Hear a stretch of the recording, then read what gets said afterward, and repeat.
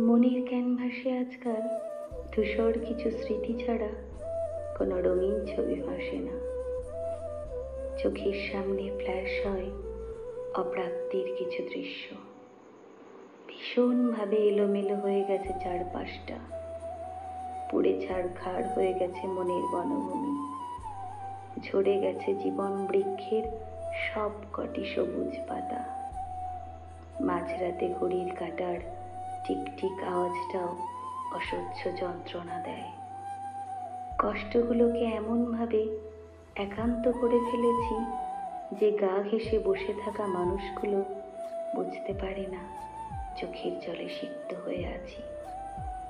নিজেকে বলা শত সহস্র মিথ্যে সান্ত্বনাতেই প্রহর কাটে আজকাল। চোখের নিচের কালির প্রলেপ গোটা পৃথিবীকে বুঝিয়ে দেয় আমি ভালো নেই, অথচ আমি বুঝেও বুঝি না।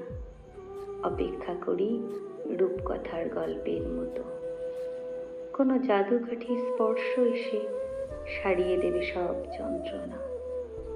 কেটে যাবে অন্ধকার।